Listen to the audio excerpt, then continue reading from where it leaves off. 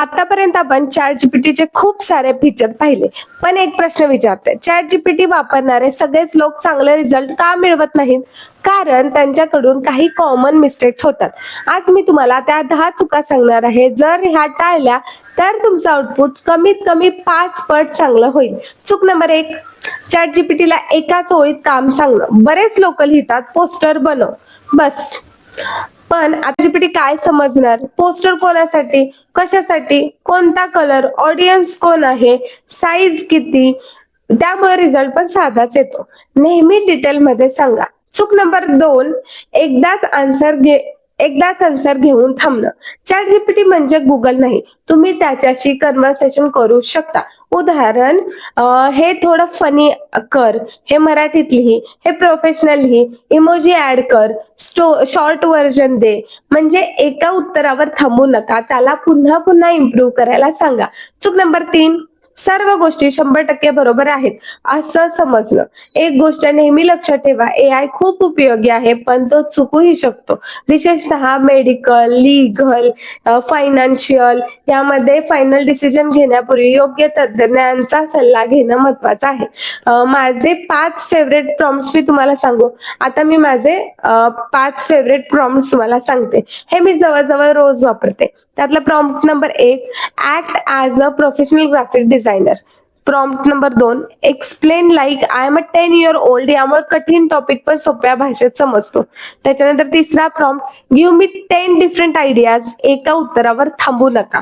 त्याच्यानंतर prompt number 4, rewrite दिस better. Caption, email, script सगळं improve करता येतं. Prompt number 5, ask me question before answering. हा प्रॉम्प्ट भन्नाट आहे. तो आधी तुमच्याकडून माहिती घेईल, मगच परफेक्ट उत्तर देईल. Chat GPT plus graphic designer हे आपण बघू. आता एक क्वेश्चन, ग्राफिक डिझायनरला चॅट जीपीटीची गरज काय? समजा क्लायंट म्हणाला उद्या सकाळपर्यंत पोस्टर हवा आहे. आता तुम्ही काय कराल? चॅट जीपीटी कडून headline, caption, offer text, CTA, hashtags, colour suggestion, image prompt हे सगळं घ्या आणि कॅनवा मध्ये डिझाईन करायला घ्या. काम फास्ट होईल, क्वालिटी बेस्ट होईल. त्याच्यानंतर ह्या सगळ्या गोष्टी होतील आणि आता चॅट जीपीटी सुद्धा ह्या सगळ्या गोष्टी करायला तुम्हाला मदत करतो. आता बऱ्याच जणांना एक्सेल म्हणजे डोकेदुखी वाटते. Formula, table, budget, attendance, invoice हे सगळं चॅट जीपीटी तुम्हाला करून देतो. फॉर एक्झाम्पल, माझ्या ग्राफिक डिझाईन बिझनेस साठी मंथली इन्कम आणि एक्सपेन्स शीट तयार कर. आणखी एक, ह्या फॉर्म्युला मध्ये एरर काय येतोय, फॉर्म्युला कॉपी कर. आपण फॉर्म्युला कॉपी करू शकतो, पेस्ट करू शकतो. चॅट जीपीटी लगेच सांगेल. एक्सेल शिकायलाही आपल्याला तो मदत करेल. गोष्ट नंबर 4, रिझ्यूम आणि ईमेल. रिझ्यूम बनवायला किती वेळ लागतो? काही जणांना तर 2 दिवस. चॅट जीपीटीला तुमचं नाव, क्वालिफिकेशन, स्किल आणि एक्सपिरियन्स सांगा, तो प्रोफेशनल रिझ्यूम तयार करेल. त्याचबरोबर कव्हर लेटर पण. आता ईमेल, क्लायंटला रिप्लाय द्यायचा आहे, इंग्लिश मध्ये लिहिता येत नाही. हा ईमेल प्रोफेशनल इंग्लिश मध्ये रिराईट करून दे, किंवा हा ईमेल फ्रेंडली टोन मध्ये लिही, एका क्लिक मध्ये तयार होऊन जाईल. गोष्ट नंबर 5, इंस्टाग्राम कॉन्टेंट. आता हा माझा सगळ्यात आवडीचा भाग आहे. समजा माझ्याकडे बेकरी आहे, मला उद्या रक्षाबंधन ऑफर टाकायची आहे. मी चॅट जीपीटीला सांगते, बेकरीसाठी रक्षाबंधन ऑफरची इंस्टाग्राम पोस्ट तयार कर. तो काय देईल?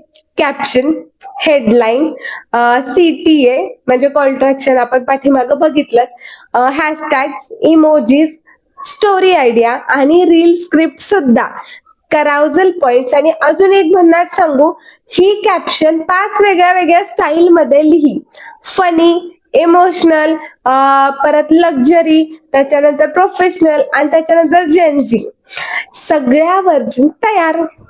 गोष्ट नंबर 6, ऍडव्हर्टाइजमेंट. फेसबुक ऍड लिहायचा आहे, इंस्टाग्राम ऍडव्हर्टाइज लिहायचे आहे, गुगल ऍड्स लिहायचे आहेत, प्रॉडक्ट डिस्क्रिप्शन करायचं आहे. चॅट जीपीटीला सांगा, समजा ₹999च्या वॉटर बॉटल साठी 3 वेगळ्या वेगळ्या ऍड्स लिही.